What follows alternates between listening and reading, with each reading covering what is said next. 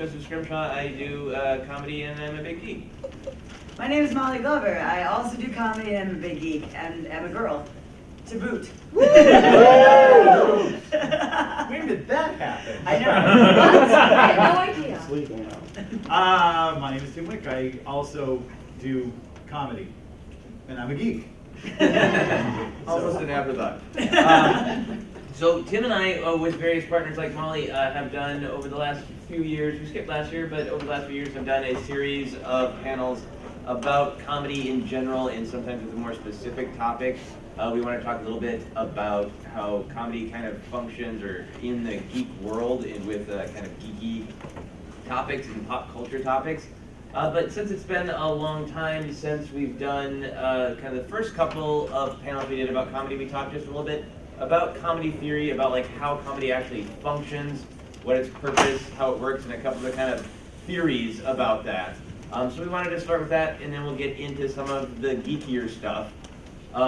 So I'm going to ramble for a moment about a couple of comic theories, and then Tim and Molly are going to help out by demonstrating them. Feel free to jump in on the rambling. So for the purpose of discussing comedy, there's a lot of theories of comedy, but the one that always gets boiled down to is that comedy comes from contrast. When two things that aren't supposed to go together get smashed together and surprise us and produce laughter. And like one of the most basic examples of this is our brains as humans are just wired to be amused when something is wrong in exactly the right way. And if you want to test this, you can like go to a child and tell them that the sound a duck makes is moo. And they will laugh, or sometimes get really angry. And say, no! So if you tell it right, they love that joke. So the way that I think of it is we're all very familiar with jokes that have just a clear setup and then a punchline. Like a mean version example of that, it would be like, oh, I'm very upset that my mother died. I was hoping it would be my father.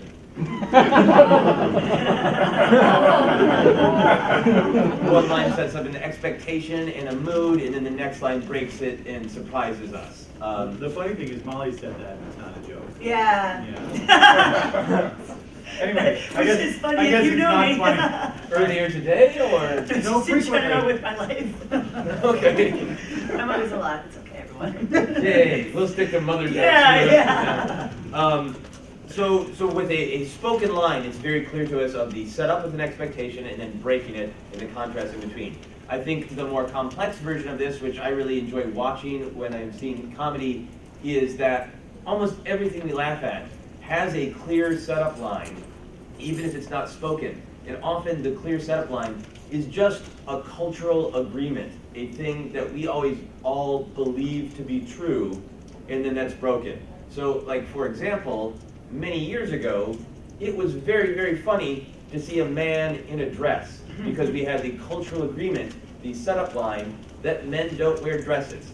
Now, look around at this convention, we all wear any damn thing we want. Goddamn right. Yeah. So that setup line doesn't exist for us anymore. So it's not a funny contrast to see a man dressed up as a woman. So there's a basic idea of contrast. A lot of comic theories come from Sigmund Freud, which in itself is funny. He wrote a book called Jokes and Their Relation to the Unconscious, and a lot of the ideas in there I think are really strong and valuable for talking about comedy. And he separated comedy and kind of jokes in particular, spoken jokes, into two categories: innocent and tendentious.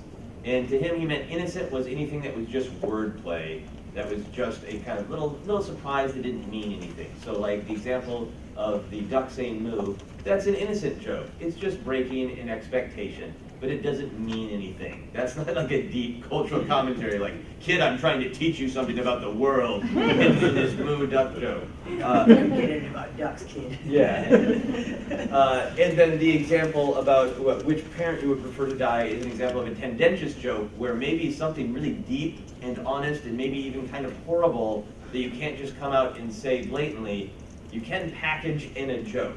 And I think if you listen to jokes that we tell, these days we are so sort of cultured and developed, and we can exchange ideas so quickly that almost all of our jokes mean something.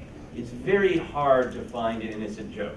We can in fact just call innocent jokes pretty much dad jokes. Innocent jokes to us now are mostly just bad jokes. Or dad jokes to some degree too. Yeah. Like if you hear about dad humor where it's like puns and, Yeah. and soft ribbing. You know? Yeah, exactly. And that just doesn't have enough punch for us culturally. So most of our jokes are going to be tendentious jokes in that there is something packed inside them, an idea, and often a difficult or angry or weird one, but that it becomes safe and comfortable for us to absorb when it's told in the form of a joke.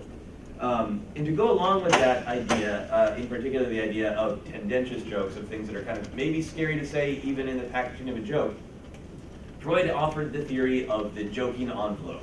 The idea that we make as an audience and as performers an agreement of what space we're in that we're in a space where we're just joking.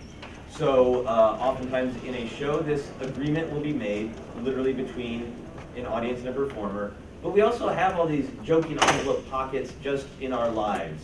Like for example, if you're working kind of a typical office and you're standing around by the water cooler, you could probably like say to a coworker like, "Oh, I heard you played a golf game and you really suck." It's just a light little joke.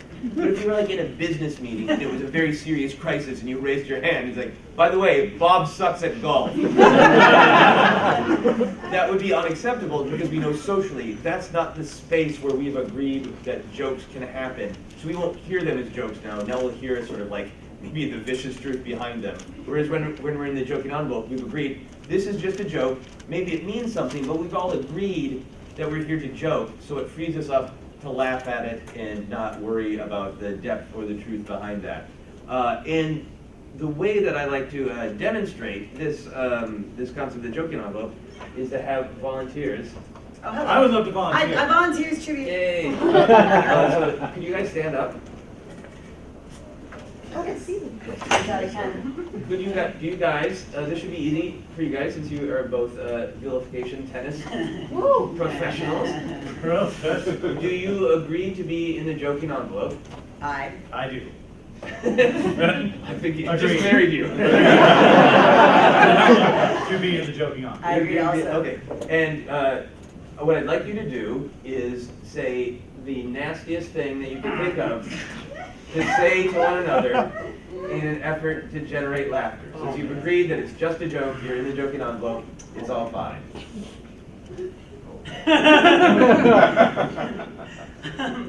All right. Tim, the hot tub at your house is like a time machine that takes me to a future where I have cellulitis. All right, that was a long trip. All right. It's really gross in there. Molly, Yeah. I cannot believe that out of 100 million sperm, you were the quickest. See, that was joking envelope face. Yeah. Yeah. What's the rating on this? Here? Keeping that in mind. Tim, the worst part about your kids is they look like you and your wife.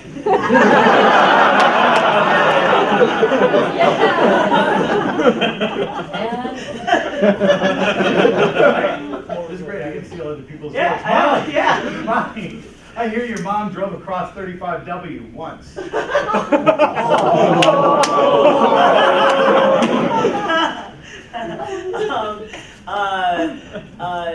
Tim, your penis is like the last dress on the rack. It is too small for every woman who's ever tried it on.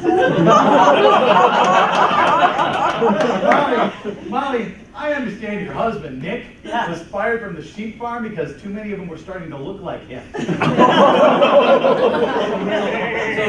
you guys, you're in the joking envelope. You're moving into your vilification tennis performance. Yeah. The first couple things you said didn't quite have your normal vilifier cadence, and we were a little uncomfortable. But as soon as you guys started to adopt it, you know what? I'm going to tell you a thing about your mom. And I understand that you are the. Yeah. We all became a little bit more comfortable with it because we were even more aware that it is a joke structure. We're okay. Yes. Yeah. I didn't necessarily say you're done. Damn it. Here's a fun thing. I forgot that I've done this exact thing with Tim before. It's true. And, And you got an audience member up to insult me. Yeah.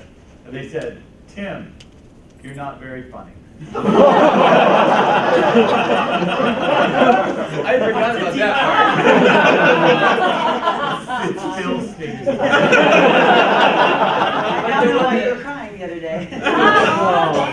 The one that I remembered is, so we took this exercise even farther, which I think we'll do this today. Took it farther to just, people were making too many like just jokes. So it was just successfully like, oh, we're joking. And I wanted to experiment with like, well, how far can people just say mean things when they've agreed to be in the joking envelope, or just more truthful things? Not like, because obviously your husband does not have sex with sheep. Obviously. We know that Obviously. Well, not since he got caught. he doesn't hold anything back on Facebook. I would know about Yes, it. that's true. He's a social media. But yeah, but it's nasty, but there's not truth to it. So sometimes when I do this exercise, I push people to just like, please be as honest as possible, say something that's really true. And Tim was doing this with his wife, Pat, and I was having a hard time getting them to be honest. And finally, Pat just said, I didn't want to tell you this here, but I really do want a divorce. And the audience reacted like that. And there was like a terrible silence. And then Pat was like, I was joking! But it was a great example because we had all agreed that it was fine. And if she had said it with any cadence of a joke, we might have laughed, might have got a light laugh. But it was all in her delivery that it was suddenly just like, she delivered it really well, like Academy Award-winning dramatic delivery of like, everybody was like, holy shit, that just happened. So I think a lot of what that illustrates is that sometimes it's not the content of what we're saying, but the agreement that we make, that if we believe that it is just a joke, then we feel safe and comfortable to laugh at it as a group. Nick and I have this problem where we are constantly in our own joking envelope of marriage. And so we know when we're kidding and not, and other people don't. So he's actually like taken his wedding ring off and thrown it at me before and said, get out, and things like that. And other people are like, and I'm laughing, I think it's hilarious. And other people are really hurt or upset that we're fighting in public. We're not, it's just what we do. So sometimes even if you're both in consent, the people around you aren't consenting. So they don't know what's going on. They are not in the envelope. No, they are not in the envelope. There's only room for two in And this I one. think like with the show like Vilification Tennis, you guys do a great job of being very literal about telling people this is what the game is. The game is we're going to try to say difficult things, and we're inviting you into this joking envelope, and like literally, physically get out of the space. Literally, physically get out of the envelope if you don't want to be there. But I think in a lot of other ways, in places, it's just up to kind of the skill of the performer to indicate to the audience and invite them in and say we're just joking and make them feel comfortable. I think a lot of times when you watch a stand-up comedian, a really good stand-up comedian, they'll sort of build that joking envelope. You know? They're kind of reaching out a little bit. Yeah. All right, how big is this envelope? How far are these people willing to let me go? And it's really watching comedians do that is if you know the concept of a joking envelope, you know, and you don't. And now you all do. Yeah. Instead of enjoying their show, you can just sit there and analyze it and go, oh yeah, I see why the audience is laughing. You're welcome. Everyone's comedy for you. Next info balance will be awful. So we have one less theory, and then we'll get into like more specific geek humor discussion. There is another theory that came from a French philosopher named Henri Bergson, and I really like this. It's a very weird title.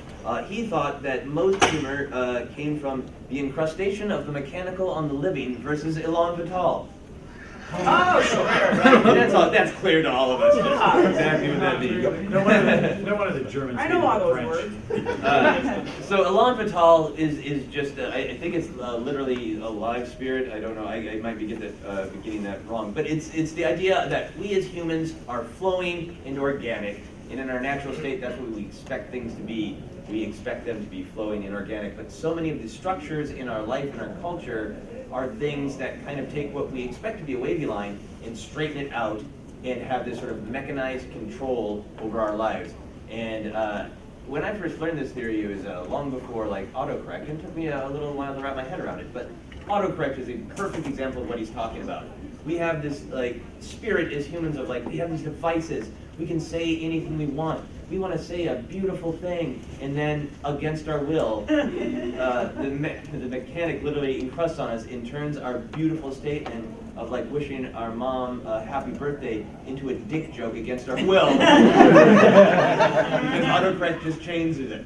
So to demonstrate this, if you guys were willing to stand and demonstrate again, I have one person. Just say fuck. It does. Sorry. Somebody gave me a fun. Alright. It's just very distracting. I apologize. Just a little post-it note. Yeah, just on a Just piece a of little paper. card. Yeah, See? I could give this fuck to somebody else. And to me, that's an example of this theory. Yeah. A fuck should be like a natural, flowing, beautiful thing. For you, it's a post-it note that a stranger gave you.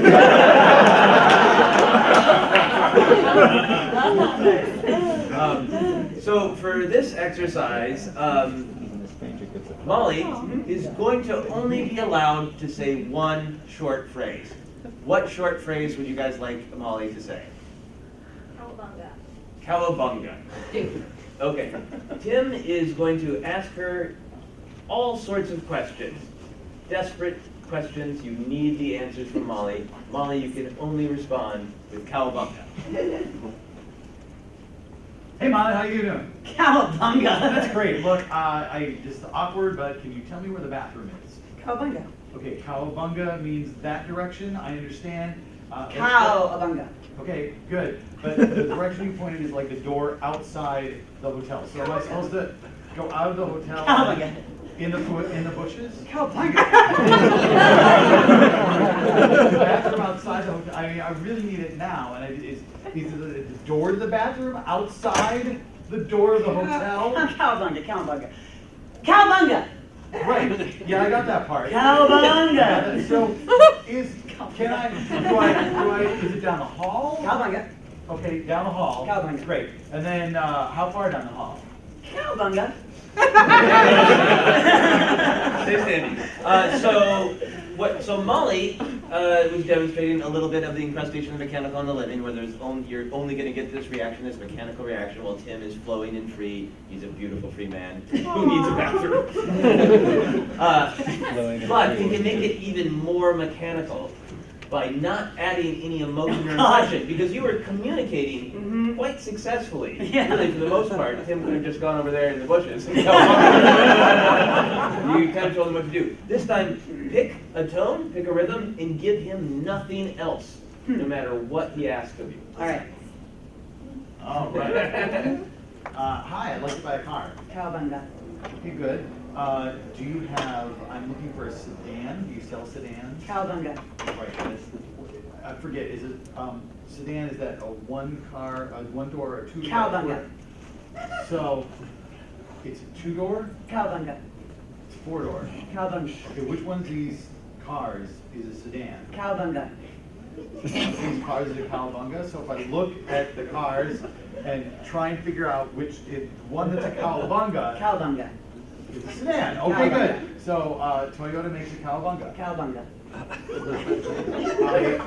I assume that means yes. Cowabunga. So I'm just gonna look at these cars. Cowabunga. And when I find cowabunga, you can help me some more? Cowabunga. And C. Okay, that's great. That's great. That's very good. Now let's try it one more time. So when we talk about contrast, a lot of times what is the difference of making a successful joke is how far you can make the contrast. How far away are these ideas so that when they're smashed together, we have the most contrast.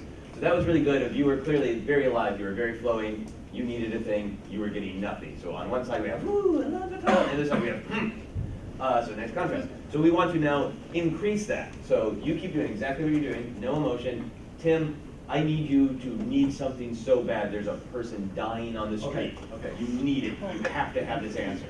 Okay. Excuse me, do you have a cell phone? Cowabunga! My wife is having a baby in the back of my car right now. Cowabunga! We haven't even gone through our first birthing class. Are you a doctor? Cowabunga! I'm thinking you're a doctor because you're wearing a mask and you have a needle in a holster on the side of your, like most doctors in the Old West do. Oh my God! Yes, that's great. So what I'm hoping is you can come over to the car, like right now, Cowabunga! and get the baby out of my wife's vagina.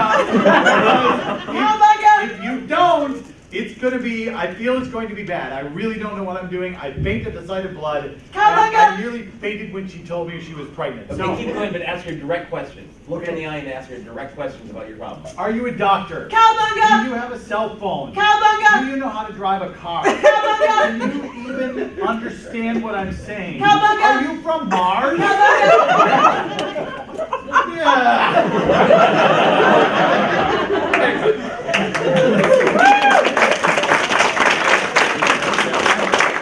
So you can see, even when I told you guys ahead of time what the joke is going to be, naturally, as humans, when we get that escalation of that true, like, deep human need forced up against something that's just mechanical and won't move, then it's naturally funny to us.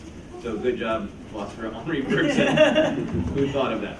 So we just wanted to kind of lay out some of those ideas, because there are a lot of the ways that I think about comedy, and I think are fun to think about comedy, as we talk a little bit more about comedy specifically in the geek world. So Tim, what do you think of when you think of geek comedy? What do you think geek comedy is? To me, geek comedy is usually looking at geek properties, looking at popular culture through a lens, through an interpretive lens. You know, so I just wrote a show called Jenny Bandage versus the Unpronounceable Acronym, which was a parody of the spy genre. But it was also a parody of the way our culture looks at science.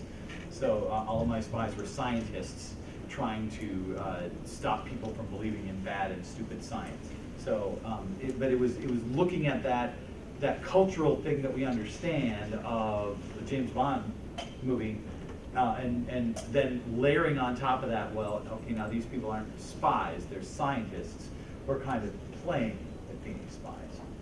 Cool. And when you do geek comedy, how accessible do you want it to be to everyone? Or do you have things where you're like, this is fine, that people outside Convergence are not going to recognize half these words? I think it depends on the audience. I think Fearless Comedy, Molly and I, our comedy company, we are producing the Masquerade halftime show, which because you're here, you're not going to see. So you might make it. We'll see. But when you're writing, I've written a lot of stuff for Convergence, and what I found at Convergence is no joke is too obscure. You can go pretty much as deep you want on any geek property, and people will get it. If you're writing for an audience that's not as geeky, what I find is I want to write for everybody. I want to write some stuff that anybody's going to get. You know, there's a layer of James Bond that pretty much everybody gets, right? 007, shaken not stirred. Our Majesty's Bond, Secret James Service. Bond. Yeah, Junior. Yeah, those jokes everybody gets. But then there's a deeper layer. There's jokes within specific movies. There's jokes about the different actors playing James Bond that are more reliant on somebody having a deeper knowledge of the topic. And so when I write, I try to do both. I try to reach that audience that maybe only gets the surface jokes, and then also go for that audience that has a deeper knowledge of the topic. Cool. So you're thinking of it as like, you know, the knowledge of James Bond is like the setup line. Like you need to have that knowledge in order to create the contrast that actually makes the jokes happen. Right. Cool. What do you guys both think about the difference between, I think it happens in pop culture in general, but particularly with really geeky stuff here at Convergence, there's an interesting line to me between a joke that's like been structured as a joke, or sometimes just because we're all so excited and cool people to be here, sometimes like you just shouted some things from James Bond and we laughed. Yeah. That's not a joke. It's just a reference. Yeah. But we laughed. And Yeah. that's fascinating to me. What do you guys think about that line between geek stuff that is actually a joke, or just sort of referencing or reciting something that we all know and love? I think so. For a lot of us, this is where we belong, and these are our people. And as a result, it feels so good to be able to just say, like Kamehameha, and people are laughing. And it's not a joke. People are laughing because they know that you're referencing like some, amazing show that they like. And to have that, it's call and response. It's just like if you go to a concert and the person on stage is like, "Are we having fun?" and everyone yells, "I can't hear you. Are we having fun?" That's the geek version. Yeah. Is to say like, "I love you," and like, "I know," and make those kinds of reference jokes. But I think that when you can make an actual joke, what it requires is the subjectiveness of humor. And not everyone's going to think that what you're making fun of or the way that you're making the joke is funny. Like I have a lot of dirty jokes that make geek references, but if you don't like dirty jokes, it doesn't matter how much you like June, you're not going to like my joke about Chris's stuff, lady parts. I mean, it's not like that's the thing is it's like it's the easiest way to include everyone in your humor. Yeah. Is just reference. And everyone's like, ah, yeah, my friend, we know each other. We're on the same level. Yeah. And it's a good way to feel out, the people who are going to get you. And the nice thing about convergence is everyone gets you. I don't know, I feel that way, which I don't feel that way hardly ever at all anywhere else. Yes. I don't know, I think a good example of that is just what I say a lot, which is Firefly's never coming back, people. It's not a joke, it's And true. everyone just It's goes, true. "Oh." Firefly's never coming back. This It's is an not. example of tendentious humor. Exactly. Yes. Awful. It's Awful. awful. Sad. But you get laughs anyway because it kind of taps into what all geeks know. And Yeah. the Firefly people get really upset, and then the non-Firefly people laugh at the Firefly people for being really upset about a show. that Or they hasn't laugh been at on. themselves. Yeah. Or they laugh I mean, at that's just themselves, to yeah. some degree. If you hear that and your heart goes, and then you're like, oh, I'm the joke. It's like, oh my God, There's a- gosh. There's a closing ceremony sketch that we did a few years back, in which it was a Clue parody. No, it was a Doctor Who parody. And the Doctor Who is on the stage, and the first thing he said, or one of the first things he says is, it seems like we're at a large gathering of science fiction fans. And the audience all laughed because they all thought he was making fun of the person sitting next to them. Yeah, I really like the Firefly example because that's a really good example of what makes the joke function has nothing to do with science fiction. You're not really commenting on science fiction. The joke is about the hope that this thing that's going to happen is going to happen. I mean, you could layer that into a like, well, Jesus isn't coming back kind of joke in the right context, and it's kind of the same thing. Yeah. Because people love Jesus and Firefly the same amount. I think there's, a similarity there. Well, Yeah. So in vilification tennis, we have this kind of shorthand for there are some people who will write what I think of as just reference jokes, where and the shorthand for it is, you're so stupid you thought good thing was bad. Right. Or you're so stupid you thought bad thing was good. Like, you're so stupid you thought Game of Thrones was going to have a happy ending. Now, that's a referential joke. That's it's really just pulling from the reference material. Right. But if there's ways to take that reference and make it do like we were talking about earlier, a deeper pull.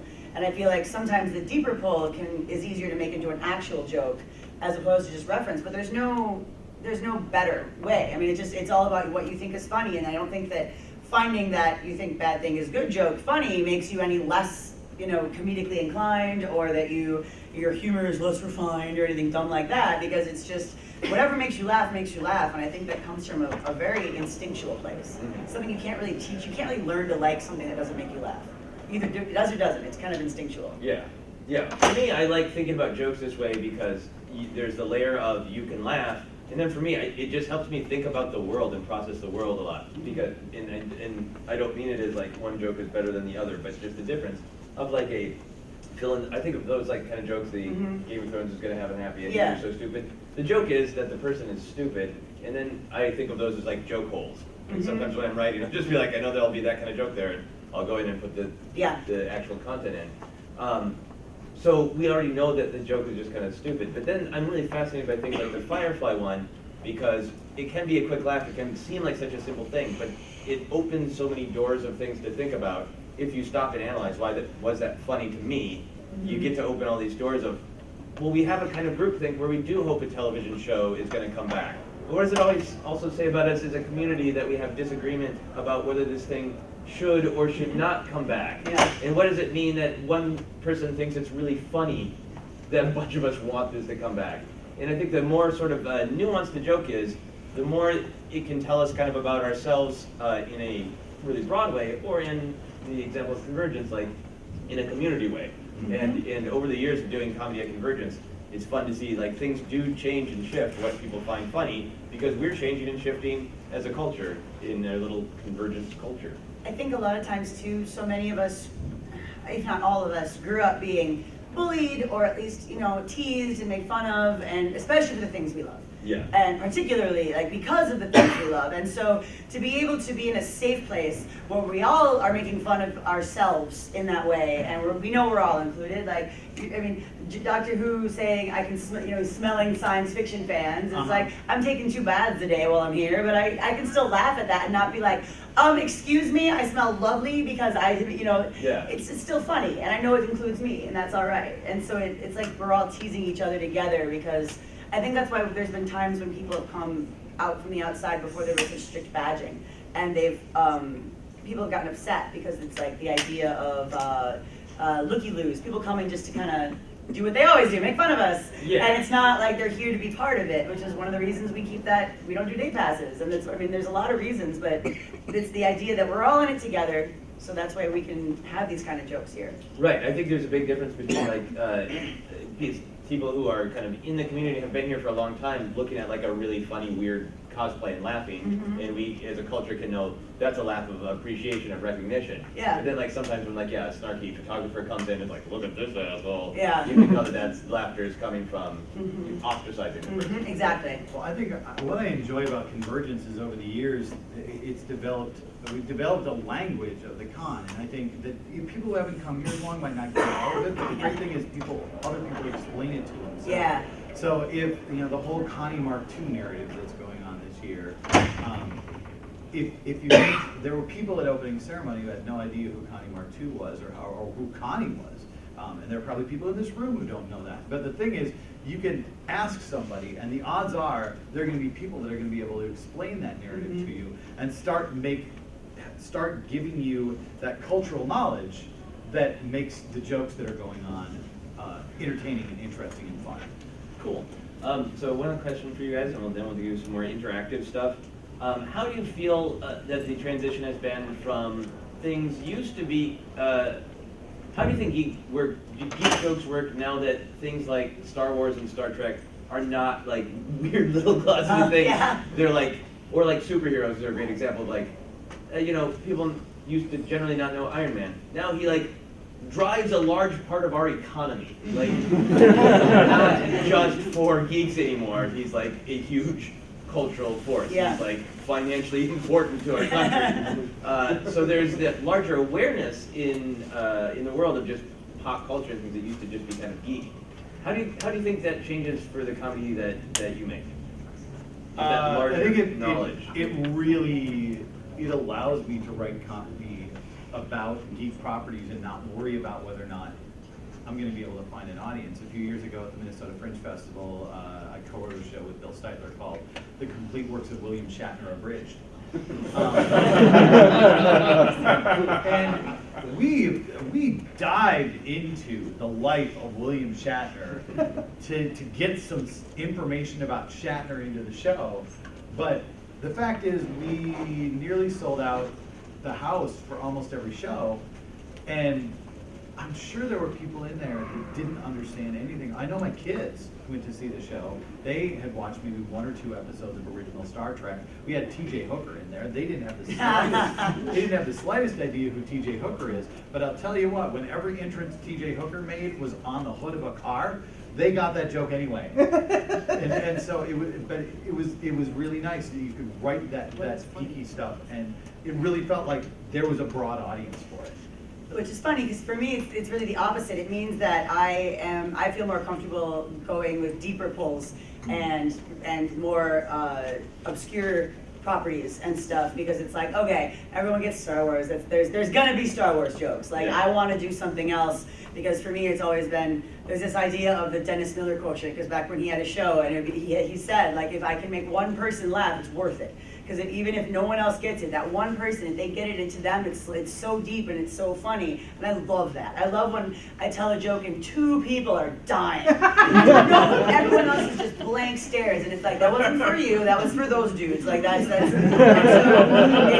I think that Do you ever have to stop and poll? I actually, there was a time at the Renaissance Festival I told a very nerdy Stephen King Dark Tower, like a deep cold Dark Tower joke, and 2 guys were laughing really hard in the front, and a bunch of other people said nothing, and I actually got someone who kind of booed me a little bit, and it was like, it's funny, like, and Tim will do that too. He'll be like, that's a math joke, and none of you were laughing because you're dumb. You're Like, dumb.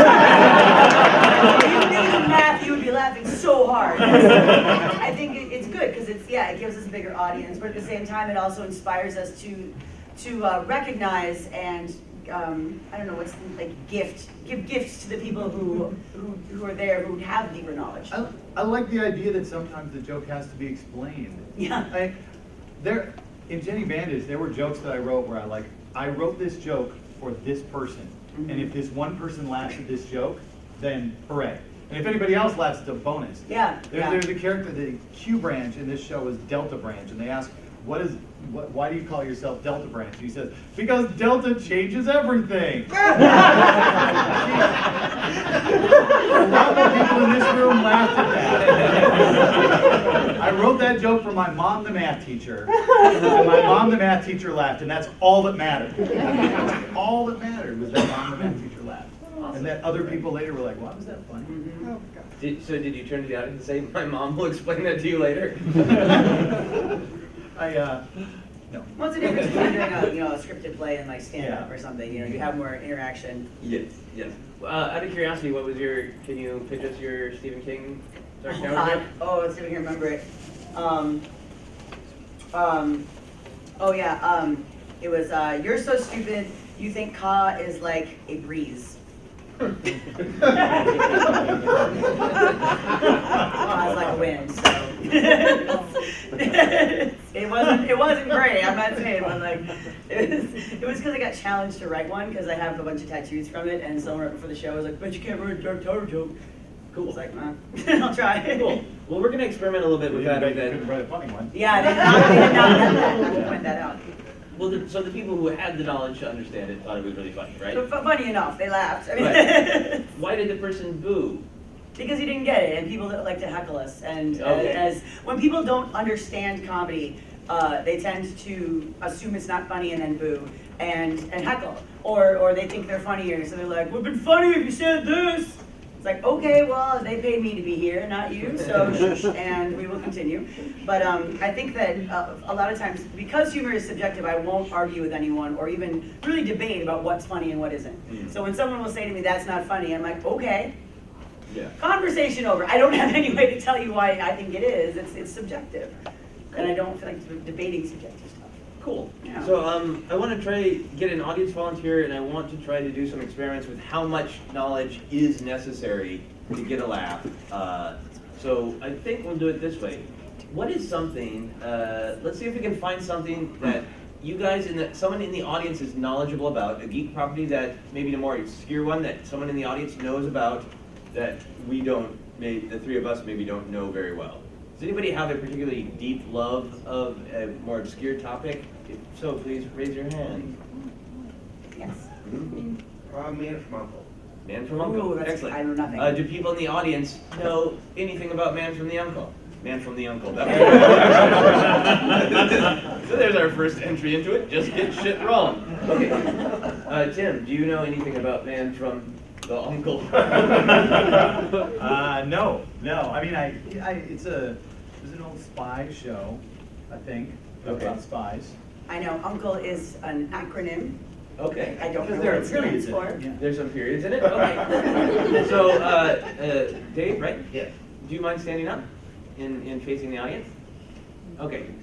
Okay. So keep looking out at the audience. Yeah, Tim and Molly and I are going to attempt to make a man from the uncle joke that will actually make you laugh. And we're going to see if we can do it without any actual knowledge of man from the uncle and just see what that makes us Okay. appreciate about the difficulty of geek comedy. You guys have pens out. You have this whole vilification process. And when we talked about this, it didn't seem so hard. I read those emails more carefully. Why is it an uncle and not an aunt? Huh? The man from Uncle gets really confused when Snoop Dogg says nephew.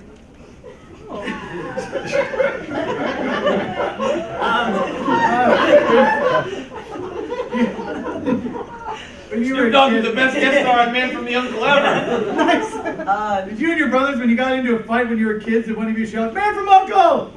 I hurt my foot, and now I'm the man from Uncle. I bet you saw Peacock when you watched Man from Uncle because maybe it was on NBC.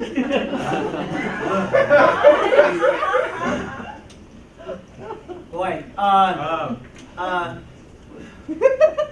what's a carbuncle? Something with carbuncle.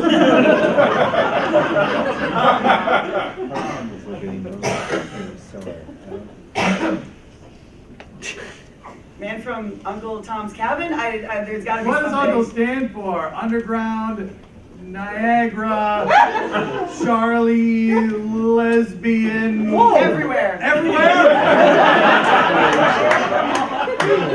United. Come on, Dave, if you did not laugh at that. Come on. Okay, a round of applause for Dave. Thank you.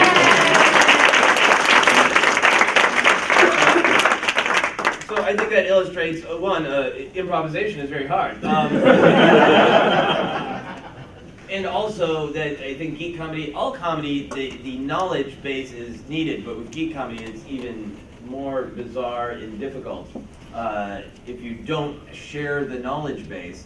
And I think that's fascinating about a thing like convergence. As much as we talk about, we all kind of share these experiences and share the knowledge, there is so much in the geek pop culture world. There's no way that all of us know everything. And I think that's a fascinating thing in the way that geek comedy is changing, because you know, you could have an anime comedy show, and I'm sure I would laugh at some of it, but other stuff I just would be like, great, I have no idea why that's funny. Which is why I love conversions, because one of my favorite things is seeing an incredibly elaborate costume, and I have no idea who it is or what it's from. But I can say that is on point. Like, I know that that is to the detail on point, and I'll never know what it's from. That's one of my favorite things to do. Is sometimes I will see like a wild, insane costume, and I know either that is a deep cut, impressive anime thing that I've never seen, or that person just went to Joann Fabrics and went nuts. Yeah. And that has nothing to do with anything. And I'm just sitting there thinking like, yeah, I bet that's Waterlord of the Kaku.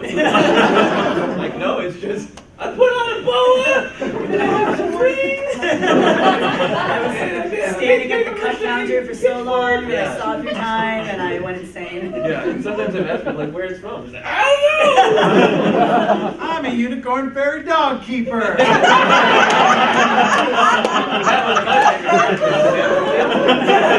Now that one, All right. So do you guys have any questions or thoughts that you'd like to share? Raise your hand if you have questions, thoughts, jokes. Dave? well, I just wanted to give an example. Many years ago, Shockwave Radio Theater, for Open Sermons at Minicon, did a play called, or a skit called, The Philip K. Dick Van Dyke Show. Unfortunately, the funniest part about it was the title. And when we were discussing it later, we realized that the people in the audience had gotten the Philip K. Dick jokes, but not the Dick Van Dyke jokes, because that was so farther in the back. Yeah. Did somebody trip over an ottoman? They call that episode. Yeah. Did somebody say, "Oh, Rob"? Walnut episode? Yeah, I do. Okay, Yeah. I know. Yeah. So you did a very specific pastiche of what Right. is a very famous show that people either just didn't see or weren't super into it anymore. They got the science fiction geeky part of it and not the television geeky part of it. Well, and the thing with the title happens to us in Bill, when we're putting together our shows for the year, we'll come up with really funny titles that then we can't back up with any content because it's like, oh, yeah, that's a funny pun. So what would that be for a show, though? It's like, no, I got nothing. I got nothing else. That was I blew my wad on the title. So I can under that. That's happened. That's a common the thing. good, the bad, and your mom sounded like a great idea. Yeah, Western jokes, the whole way around. Wow. Western joke. And tumbleweed. Maybe, yeah, exactly.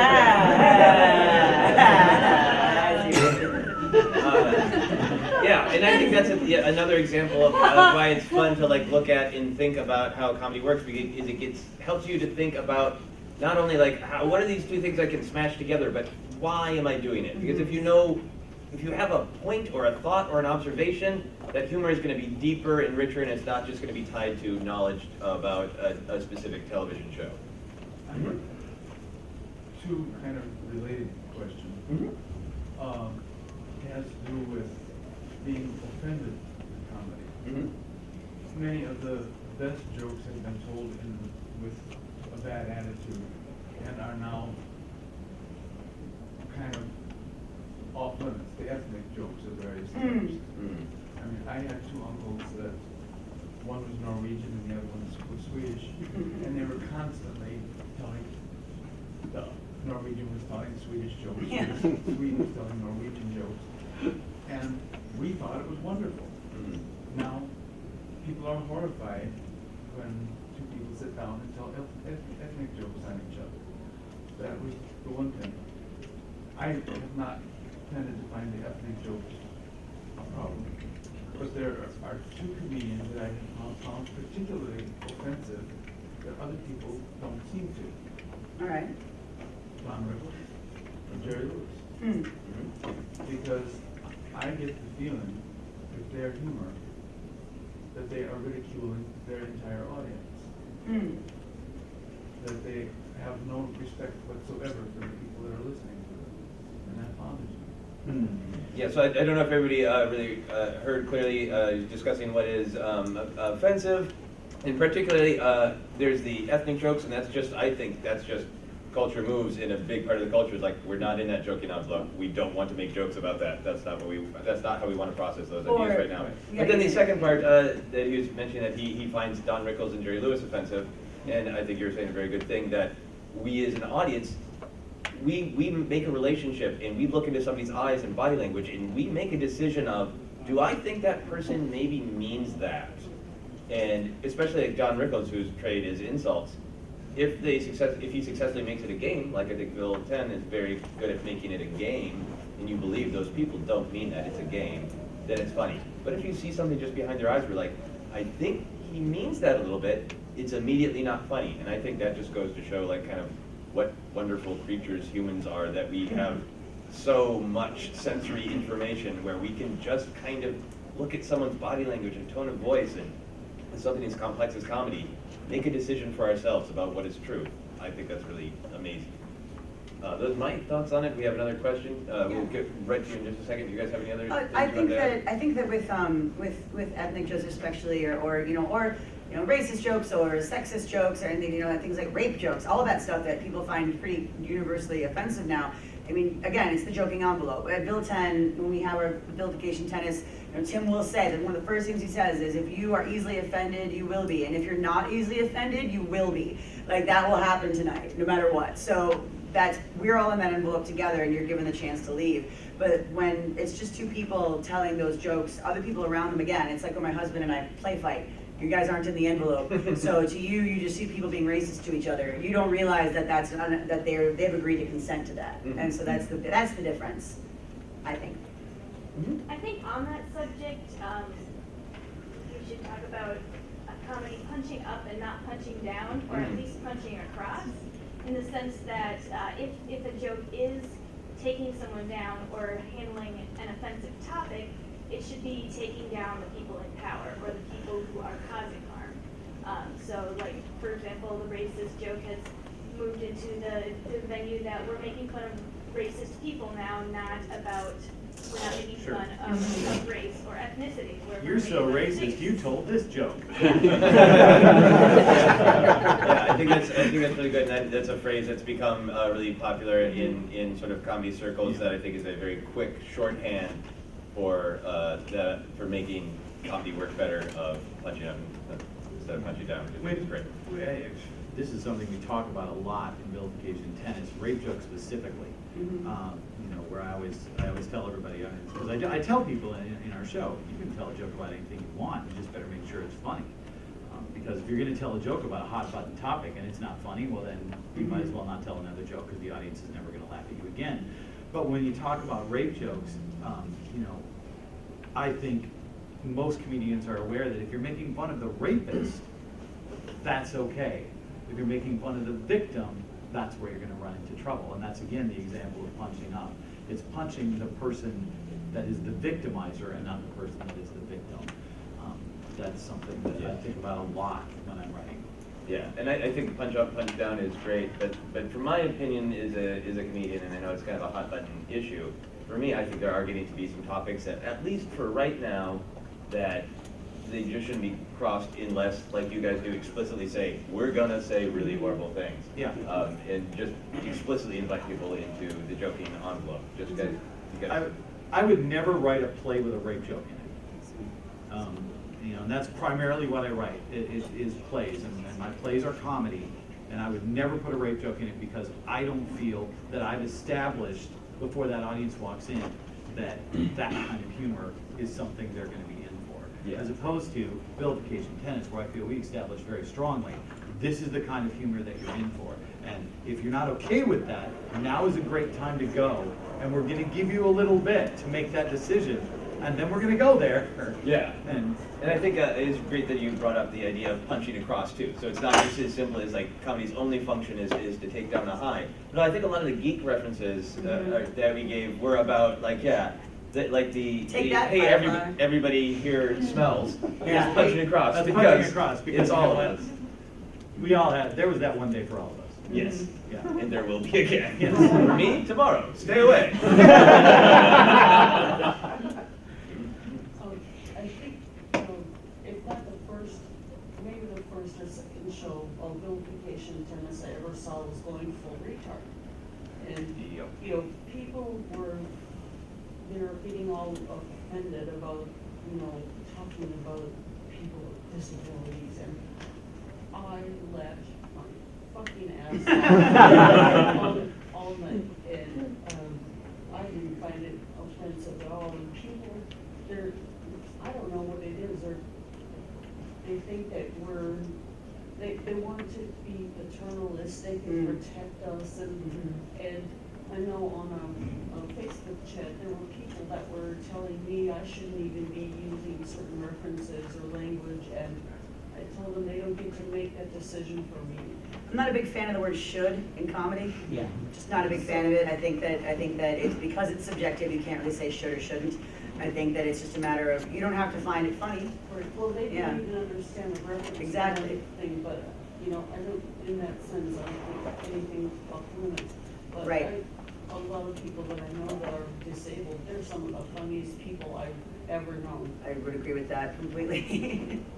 And I think in that situation, there was the perception we were punching down, and I'm not going to go into all of it here.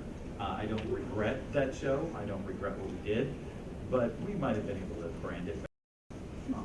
Yeah. Yeah. I think it gets to what your goal is as a comedian, and I think comedy can be, like we were talking about earlier, with the sort of the tendentious humor, that it's a package for ideas. So comedy certainly can have the goal of, I want to talk about a difficult subject, I'm going to package it in these jokes so we can communicate about it in a safe way. And other times, your only goal is to just put two things together that don't belong together and just make the audience laugh. And that's a fine goal too. Duck say because moo. life is hard, and there's nothing wrong with some duck say moo. Yeah, man. It just makes people laugh and makes people happy. So I think a lot of the events argument also just gets to, what is your goal? Is your goal just to make an audience laugh, or is your goal to try to kind of share some more complex ideas and start a conversation? I don't think either one is better than the other. Honestly, I think they're both, like you said, there's a place for both, especially in geek humor. Because, you know, sometimes we're gently laughing at ourselves, and sometimes maybe we do need to, you know, make a statement with a joke. But We geeks take the things we love very, very seriously. what? And, Crazy talk. you know, all talk of nerd face aside, I think that's one of the best things about Sheldon Cooper on Big Bang Theory is he takes his geek stuff very, very seriously.